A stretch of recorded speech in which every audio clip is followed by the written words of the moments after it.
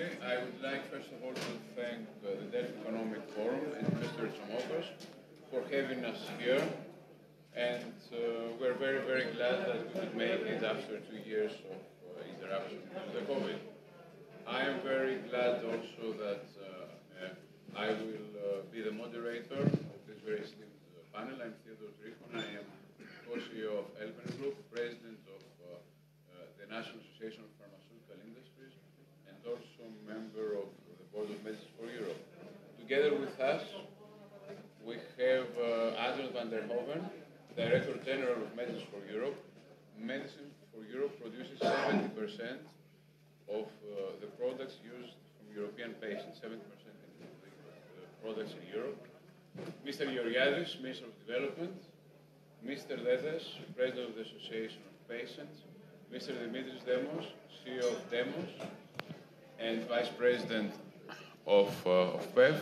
And Mr. Ruda, who is the Director General of Egualia, the Italian pharmaceutical companies.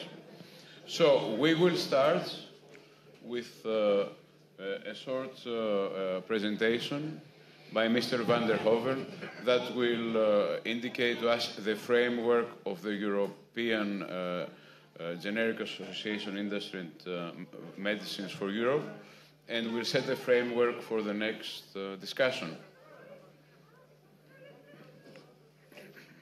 Great. So it's really my pleasure to be back here in Greece. We welcomed you at our first conference after COVID in Athens in October, and it's great to be back here because I want to talk about some positive things following from the COVID crisis. I think everybody realized the importance of security of supply of medicines at that time and the need to invest in the manufacturing of those medicines right here in Europe, and why not right here in Greece. And so I'm going to talk a little bit about what our industry is doing for Europe, but also for Greece, what the help of ministers like Mr. Georgiadis are doing for us at the European level to enable those investments, but also to warn about some challenges ahead linked to the high cost of inflation, especially energy inflation. So first thing I want to do is bring a little bit of positive news. So I think our industry has collectively recognized the importance of investing more in manufacturing here in Europe for patients and for the security of supply of our continent. And so we are engaged very heavily in this process now. So you can see that many of our companies are expanding their investments in the blue here. These are medicines factories investments across Europe. You have different company names or associations who are involved in this process. We're investing also in active pharmaceutical ingredients because these are the chemicals that we need to produce the medicines. You'll see here many companies in this space. Also investments coming here in Greece for the first time. So really big investments in security for Europe. We can see also for biologics, big investments from our industry into new biologic plants.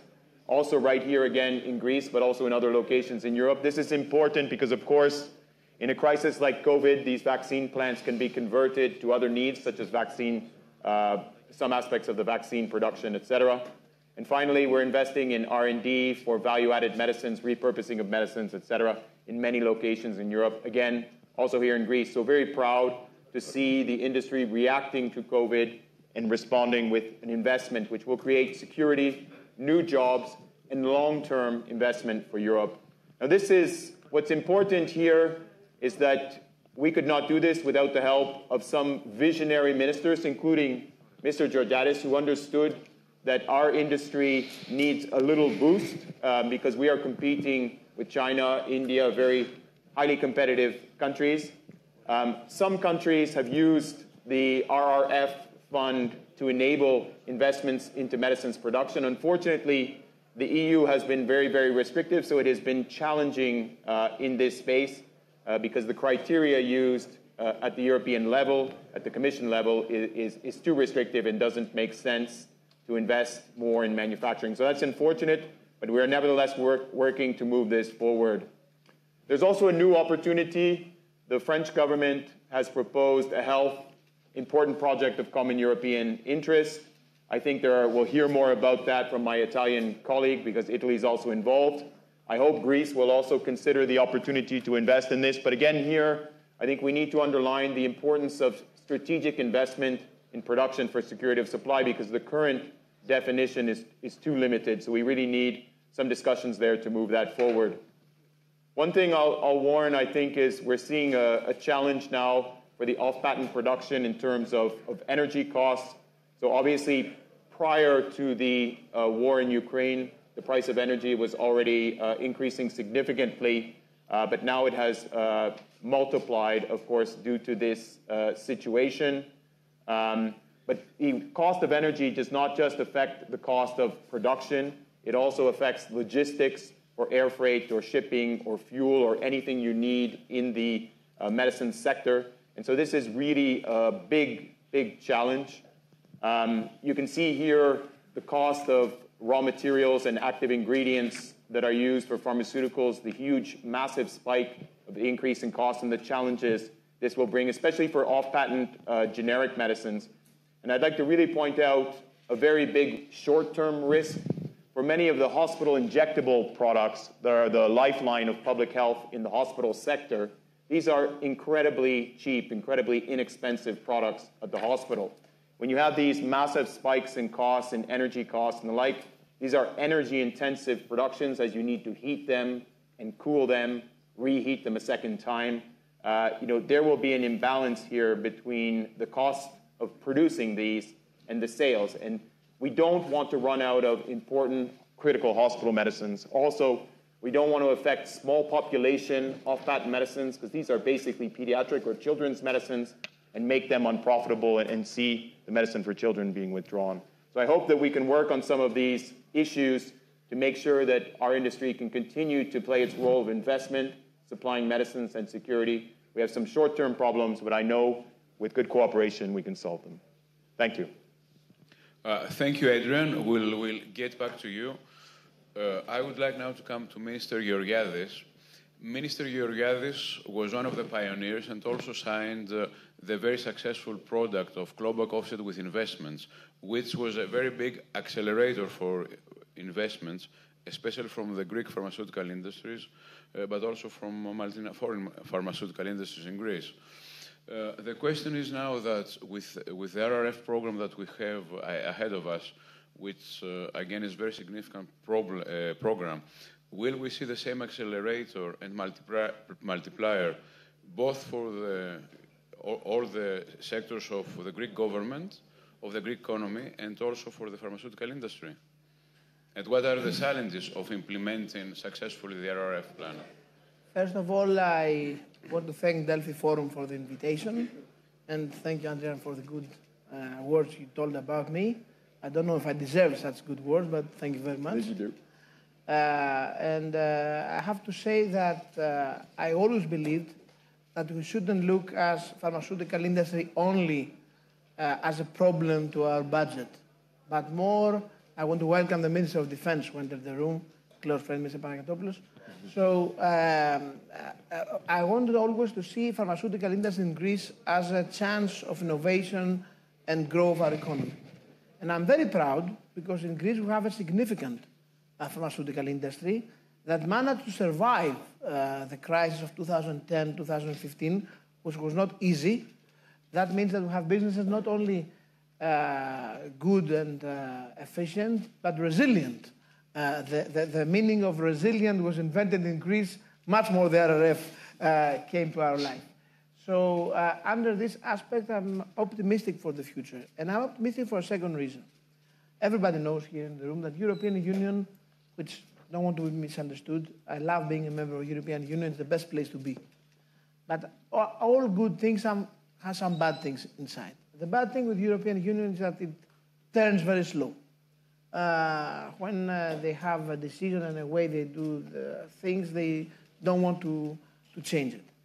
But suddenly, COVID-19 pandemic was a shock for the European Union. Suddenly, all European member states and the EU Commission realized that they didn't have drugs for their people. They didn't have masks, gloves, anything. Everything was coming from China, from Malaysia, from Indonesia. So they didn't have the materials for the pharmaceutical industry of the European Union.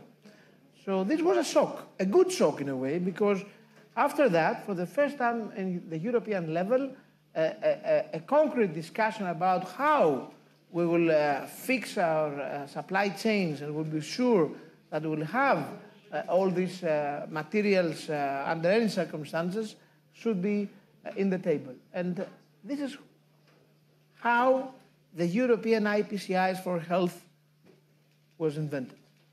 I'm very proud because as Minister of Development and Investment of Greece, I signed in 3rd of March of this year, among other 15 European countries, we are 16 with Greece altogether, that we built a very concrete team of countries that we decided that we want to participate in this European IPCI's program for health. We have a very clear strategic plan in front of us, and I think that both national budgets and European funding will come together to find ways to build a real strong European pharmaceutical industry that will be able to reply to the challenges of the time we now live. And I can say that Ukraine war, I mean the invasion of Russia and Ukraine to be just, made one more reason to be sure that we have to secure our supply chains. So I'm optimistic that in the months to come and the years to come, you will see a huge progress in the pharmaceutical industry at European level. Thank you. We will come back to you. Mr. For RRF, I will tell you, you know that we built the law for pharmaceutical incentives through the clawback, the investment clawback. The second month I was a minister, I was named minister 9th of July, and we voted the law end of September. We're very fast in this government. I see that. We're very fast. It went really great. Now it has been transferred to the RRF program. Simon, thank you for the invitation. Mr. Tsomokos. A big applause for Mr. Tsomokos, who organized Delphi Forum. It was really, really important. Bravo. Bravo. Thank you, Simon. Always glad to be here. So I have to say that it went very well, and now in the RRF, we are trying to make it a more solid base. And I can answer to some questions. One thing is for sure, dear Minister, you will cut a lot of ribbons, red ribbons, in new plants during the next month and years, so that you will be proud of your initial signature. Thank you. Anyway, we'll come back to you. Nikos Dedes, you have a very, very important role. We must all make sure that we never forget that what we do, research, investments, come to address the patient needs. And clearly, we need to be much closer to the patients, and we are much closer to the patients. And I would like to tell you the following, that in Greece, this is very important, the local pharmaceutical industry can cover more than 6% of the patient needs. And with the new investments, we will cover more. But at the moment, are the patient needs in Greece adequately covered? And what can be done to ensure that access is improved? Thank you to Delphi for the invitation, and thank you for your invitation as well. As many people now speak about the need for the health systems to be patient-centric, the Prime Minister spoke about citizen centricity. And I'm very glad that the current Minister of Development and Investment is one of the most successful Ministers of Health. We're close friends, so we don't... No, but everybody recognizes this, and the current leadership that we have is part of your legacy, your colleagues, and I say this because it's very important for the Minister of Investment to have an interest in health, not only as an expense, but as an investment. I was very glad with the presentation because not only did you present the realization of the need to produce medicines in Europe, but also active pharmaceutical ingredients. Given the geopolitical uncertainty, we should not be dependent not only on energy, but on pharmaceutical ingredients, all produced in China and in India. very friendly. Coming more to your question, it is clear that in Europe we need to have citizens. We need to have citizens who can follow.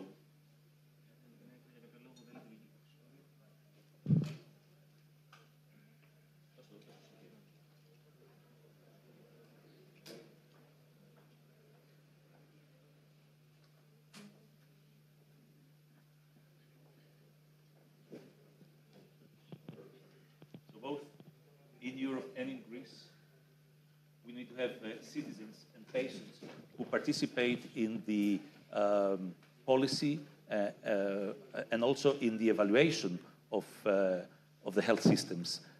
In terms of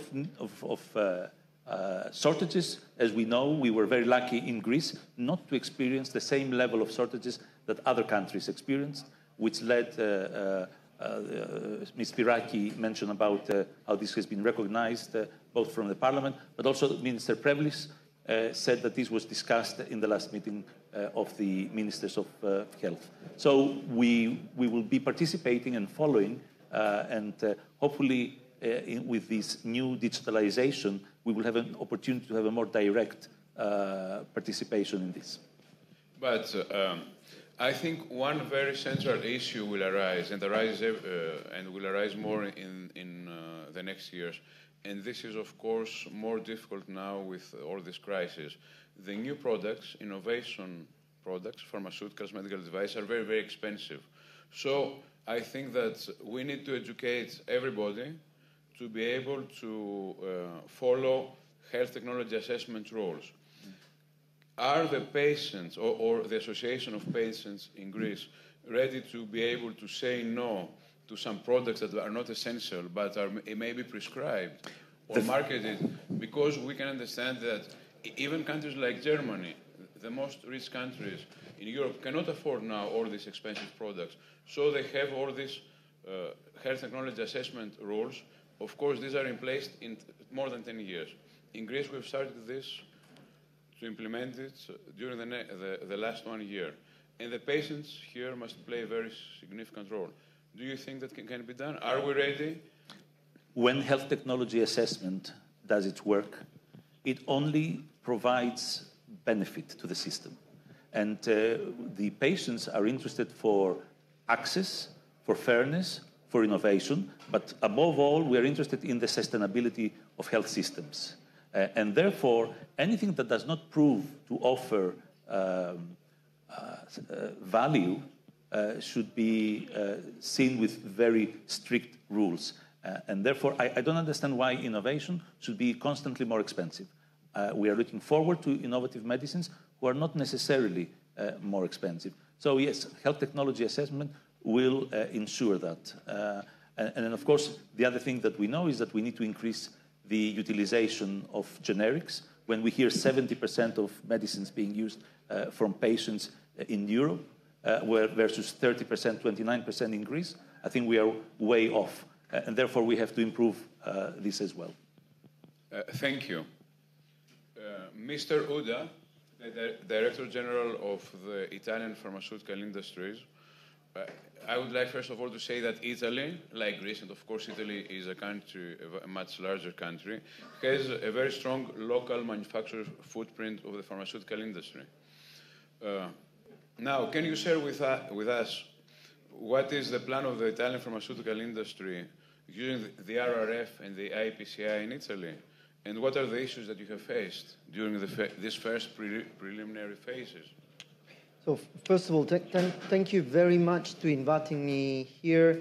And I'm really lucky because most of the arguments have been already shared by our distinguished guest here. So there is clearly a shift in the view from the European Union and government in Europe toward the pharmaceutical industry. I think Adrian stressed two very important elements: security of supply and access to medicines. And this is really the core of our role in Italy. We represent more than 70 pharmaceutical companies active in Italy and in the rest of the world. multinational and national local manufacturers like in Greece. Well, I think that we really realized, like the minister said during the pandemic, and we have been the first country hit by the pandemic in the early days of March 2020, we started to work overnight, 24 hours per day, to ensure that patients in ICU units in hospital were able to take the medicines they need. And we discovered that we rely on a very important international network. So we are in a globalized world, and we have to recognize that we are working in a globalized supply chain. But at the same time that we were not able to be as resilient like we are now. So we learned a lot, and we decided to go together with the other stakeholder of the pharmaceutical industry. Egualia represents in Italy the generic biosimilars and value-added medicines industry, and we have also our colleague from the originator side joining together with us the forces in order to propose project. Well, we have at the moment more than 2 billion investment project ready to be assessed by the government and the European Commission. Our government launched 3 months ago the call for interest for the IPCI project, with one of the elements in there that was reshoring. So restarting manufacturing of active pharmaceutical ingredients, finished dosage form, and many other elements regarding research and development in our country. At the moment, we have more than 200 million euros under evaluation in terms of project in front of this IPCI, and many others are coming. It's a great initiative. It's the first initiative from the European Union in the pharmaceutical and healthcare sector using the IPCI channel. So it's really a green field to be discovered. There are bottlenecks, lots of them, and the reason is because the European Union decided to look in the last 25 years only to the internal competition, but most of the competition were coming from outside Europe. So this is the reason why we discovered that we were not resilient in manufacturing of medicines, we were not resilient in masks, in gloves, anything. So I think it's a very important occasion, especially for countries like Greece, like Italy, like Spain, France, Germany, where the manufacturing of pharmaceutical are based still yet in Europe.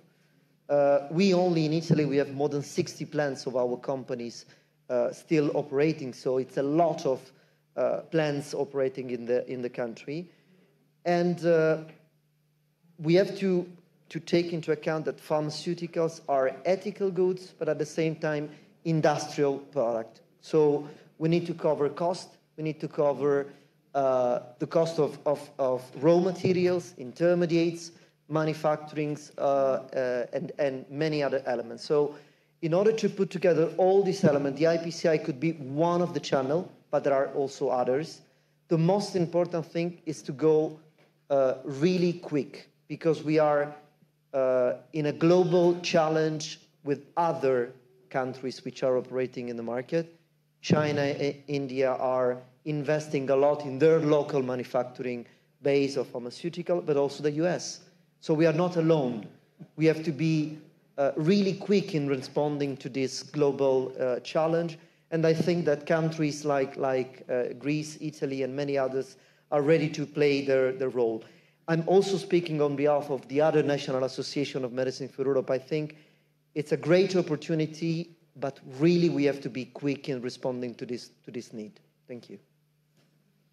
Thank you very much. With Mr. Demos, we had, and we'll write a book after when we retire. We faced 10 years of uninterrupted crisis. I will retire much sooner than Demos. So we faced 10 years of troika, uninterrupted crisis, and of course very large cuts in the public expenditure of healthcare and pharmaceutical. Yet during the last years, even though of course the finances of the state and the economies were not great, we had some incentives, and we saw an unprecedented plan of investments from our industries.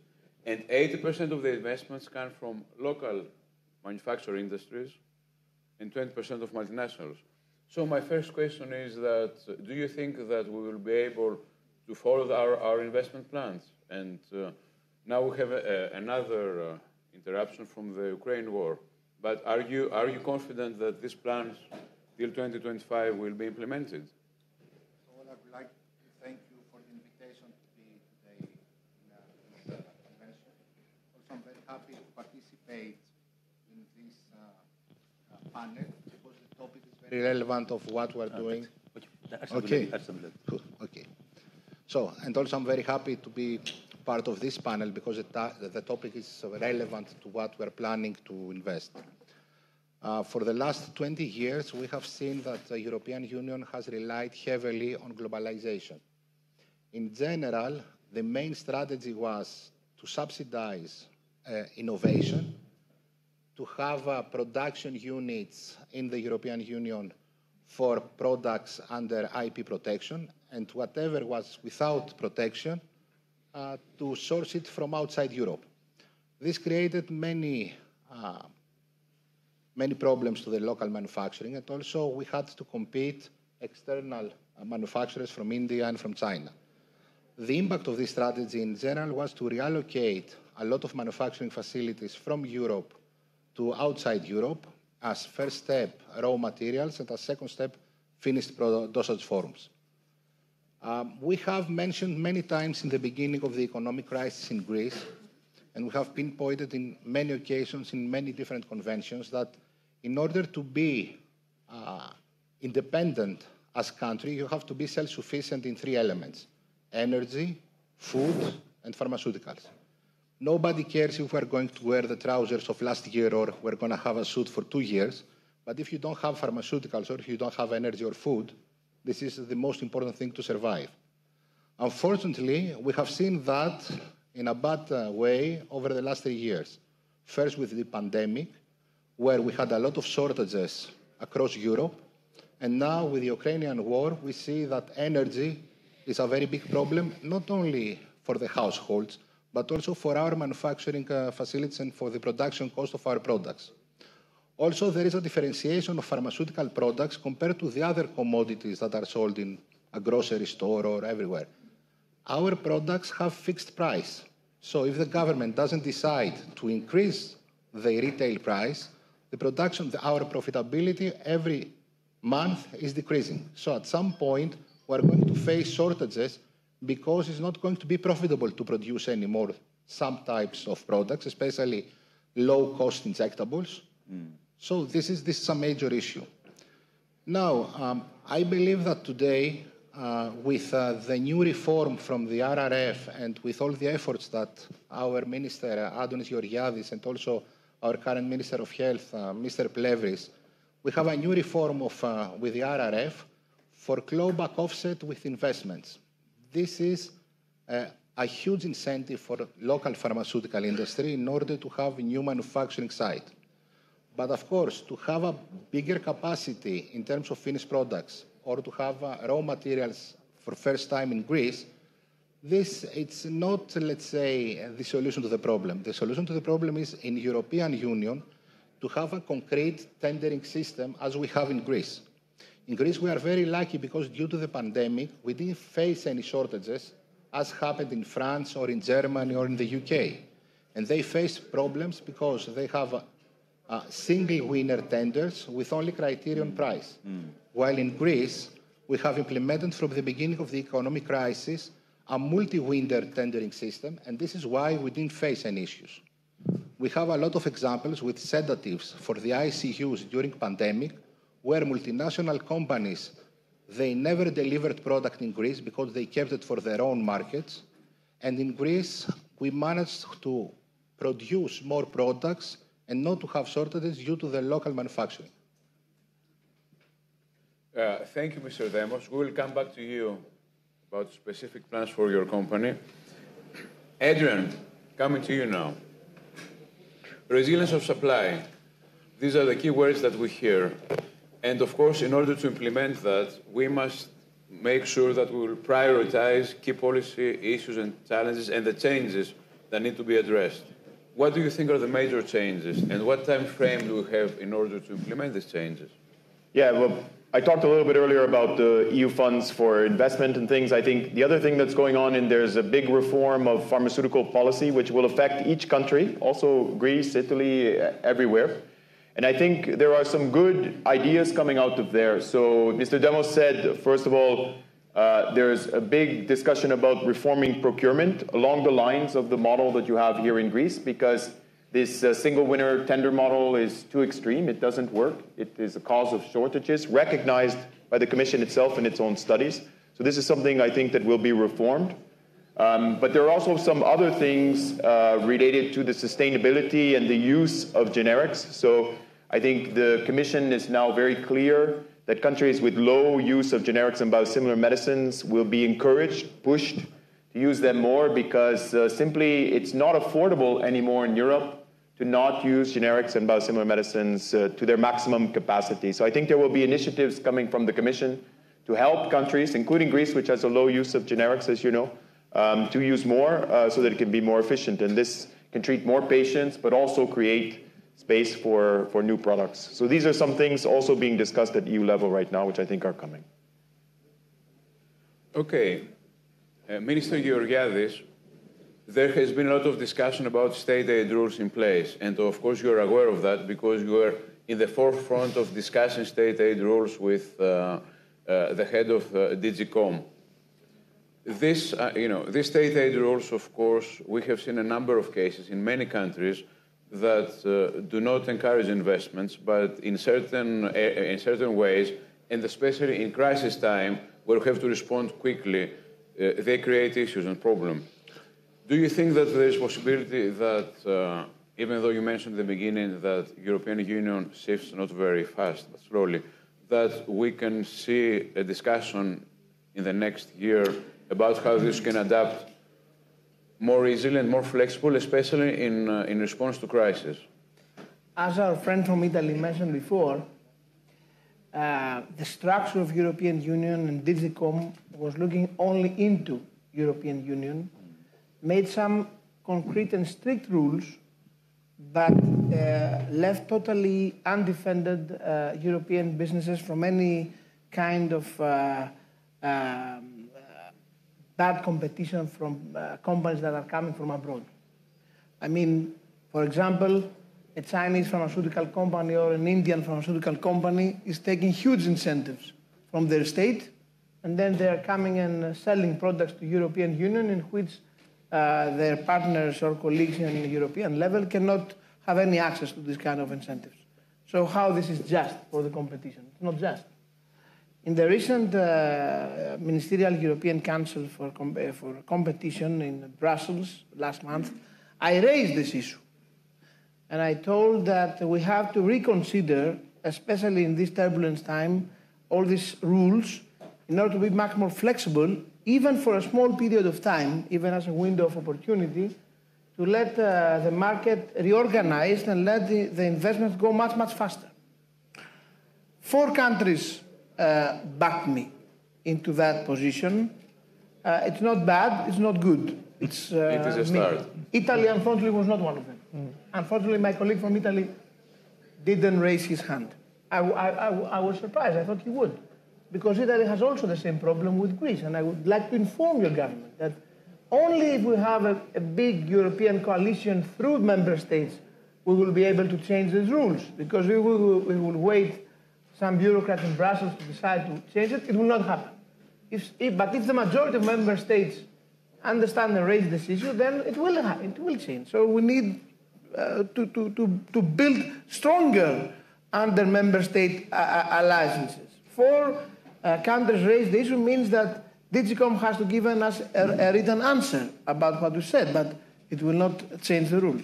My experience from this investment clawback and all the negotiations we did with RRF and with DG.com persuade me that it's very difficult to explain to people in the EU Commission how urgent is now the problem. We don't have any more time to lose.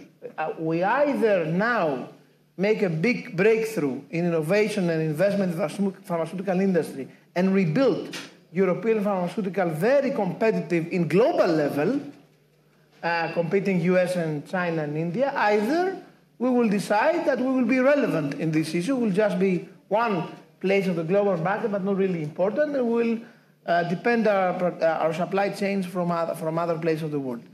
Since I believe strongly the first, I would really care for a strong alliance between member states for that. And I can tell you again, you have to inform your government for that. And we have to inform many other governments for that in order to make it happen. So, yes, there is a challenge in front of us. So clearly the issue is on the table, and there are many voices and arguments that are being heard now that we have to move faster. So we also hope that some alliances will be formed there and fast. Mr. Dedes, I will ask you again about if you're satisfied about the level of patients' participation in decision-making, and of course, what are the advantages of having local manufacturers here in Greece in terms of the patient perspective? I think to answer the last part first, the advantage is clear. We did not face what other big countries faced during the pandemic. So the other thing that I believe could obviously help is when we want to ensure that we have a correction of what we currently face in Greece, which is a lot of out-of-pocket expense, is that we want to have a landscape which ensures that everything is covered from the state, and only when patients want to have perhaps some different drugs, they should participate.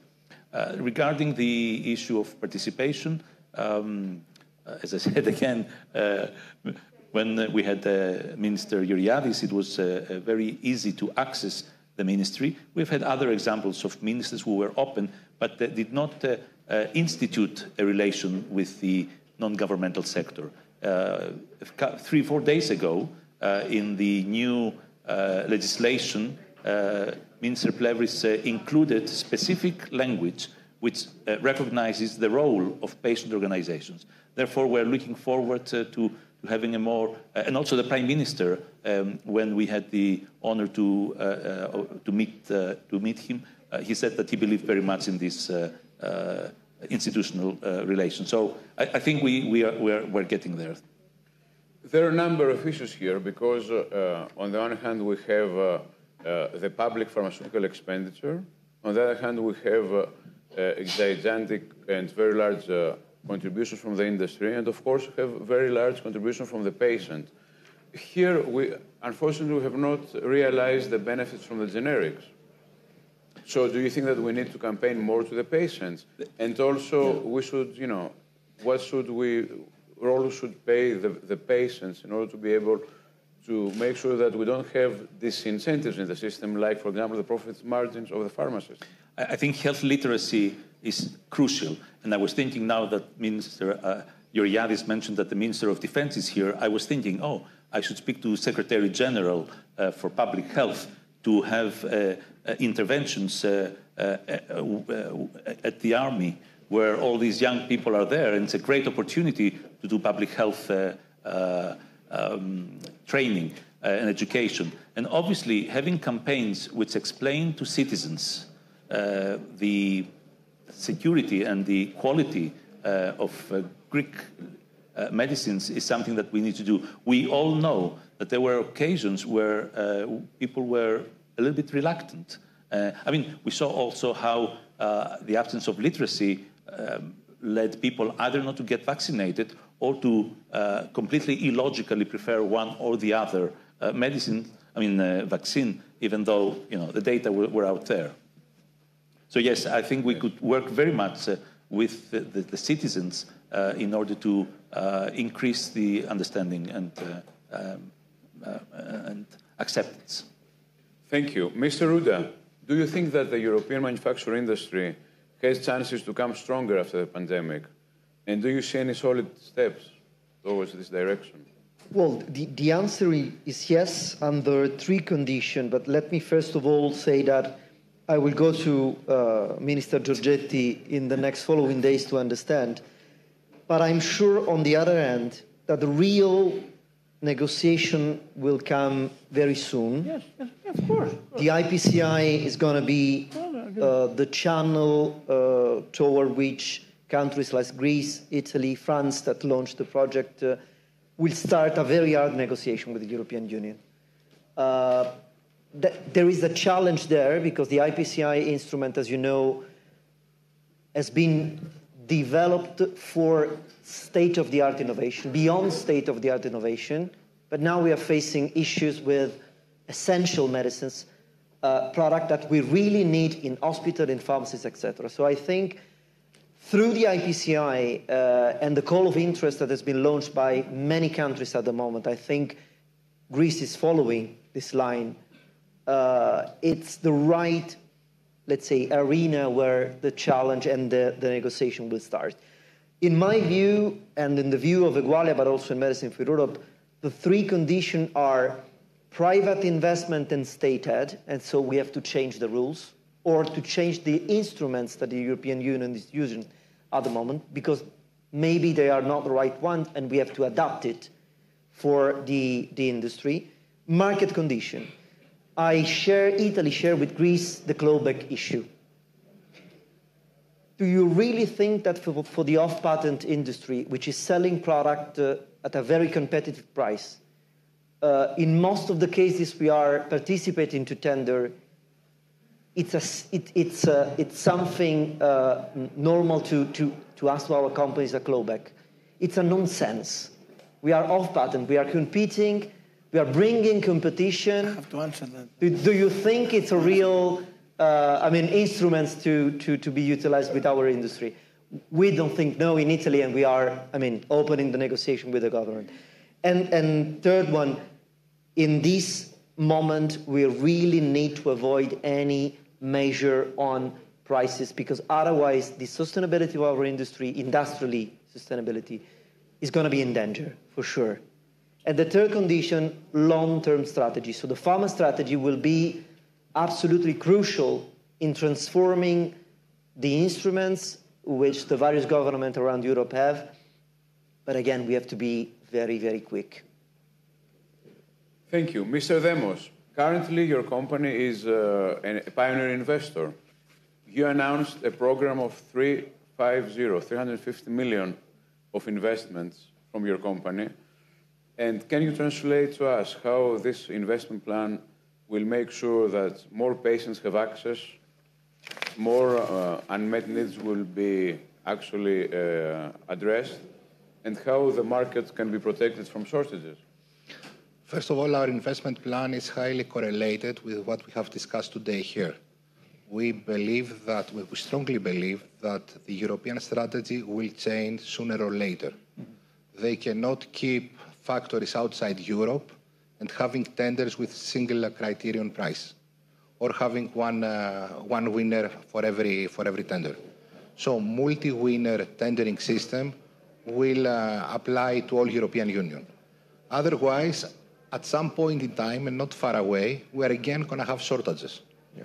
I can tell you that because everybody congratulated 1.5 years ago an entrepreneur in Larissa who is manufacturing surgical masks. When the pandemic is over, if the hospital pharmacist will start again looking for the best price, they will find from China and India. So the factory will close. So if you don't change things, we're going to have the same situation after 1 or 2 years. So this is the major assumption for what we're doing. Now, our investment plan is divided into 2 categories. The one category has to do with conventional products. That means products with raw material of chemical origin. For this one, we're going to manufacture API facility, a raw material facility in Greece. It's going to be the first ever facility of raw materials in Greece. And it has to do with major APIs crucial for the public health. It is, I heard Ms. Spiraki to the previous panel that we had shortage or we had stock only for 3 days for paracetamol. So it's ridiculous for European Union not to have paracetamol or not to have penicillin during the pandemic. And shipping products of penicillin, the standard antibiotic, from Greece to Germany. So this is the main assumption. This is why we're going to start building raw material facilities in Tripoli. The second category of investment is we're going to build up a biofacility. It's going to enter Greece into the new technology of biosimilars and biological products in general, and it's going to have triple purpose this investment. First, as an academy to train the new scientists in Greece in the bioprocessing technology in order to examine the research in industrial scale. And third, we're going to develop our own biosimilars. So in total, this is going to have an impact of about 1.2 billion euro in the GDP of the country. We're going to create 6 new well-paid jobs in Greece, and indirectly, we're going to have another 3,500 jobs. Very, very, very, very impressive. But also together with Mr. Demos, with the investment that his company has planned for oncology products, and the investment that Elpen has planned for oncology products, we plan to cover around 20% of Greek patients with locally produced oncology products, especially of the newer generation. At the moment, we cover 2%. So imagine this impact that will have to make sure that in crisis, and unfortunately crisis is now, we see them every couple of years, to cover patients in need. So thank you, Mr. Demos. Mr. Georgiadis, I would like to come back to RRF. Now, are you confident that Greece will be able to implement it? Because we need to do it fast. And moreover, if you see that in certain sectors of the program we don't have the effectiveness and the absorption that we want, will you be able to channel it to other sectors, like the pharma industry? Some more funds? First of all, we will manage to implement it, and we will manage to absorb it. We are very good in absorbing European funding, as we proved to ourselves in the recent 3 years, and I'm very proud of it. I understand that investment clawback in the RRF is more bureaucratic, as we had it in our national budget, for the reasons we explained before. But even under this context, we will still be able to absorb it. So I have no worries and thoughts how we will redirect the funds, because we will absorb it.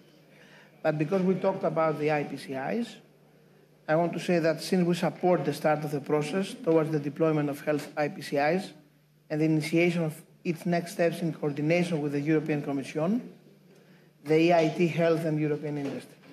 In that context, during the following weeks, we are planning to launch the non-binding call for proposals, and we expect for the interest of the relevant parties in the fields of manufacturing and health industries. So you will be ready to come and start the process of IPCIs. We mean business. We are not participating just to say we are a member of a team. We are participating because we want to invest money and we want to have results. I think this creates many hopes.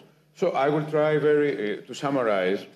I think that we have initially some positive news for the patients, which is very, very important, both for Greek and European patients, of course, with certain circumstances. Especially in Greece, I think it is very, very important not to forget that we come out of 9 years of financial crisis. We all lived through this austerity period. We came out of the pandemic crisis, and now we have a very big unknown of us, the consequences of the Ukrainian war or invasion. We see very big disruption in budgets of households, very important, and of businesses because of the energy prices soaring, the inflation is soaring. So in view of all the above, we have a continuous investment plan, both from Greek companies, 1.2 to 1.35 billion investment plan from Greek pharmaceutical companies that will result in more than 12 new production units, many new production lines, many R&D centers. We'll have, as I said, Dimitris said, the first biosimilar plant, and also we'll have the first innovation park from our company, Elpen, which will also address issues of the future, personalized medicine, and biotech incubator, all these things that will try to bring Greece to the next decade with patient benefits. So, also in Europe, a new dialogue has started. Medicine for Europe participates very actively. That will hopefully put pressure to increase resilience of supply and keep the supply channels open. This will again benefit the patients. It is not easy. We face many challenges. As it was been said before, in 5 out of 6 countries where Greek companies sell all over the world, there are protectionist measures. Here we don't want protectionist measures, but we want to make sure that some of the disincentives are being raised. The other issue that we heard is that patients want to take a much bigger role in health technology assessment. Cost and affordability of new pharmaceutical products will be the most basic challenge that we'll face in the next 5 to 10 years. Nobody will afford these prices unless there is an intervention, and only the patients that need these products take them at affordable prices. Michael said about the challenges and also the plans of the Italian industry, and we want to be aligned to raise the issues of disincentives from the state aid rules.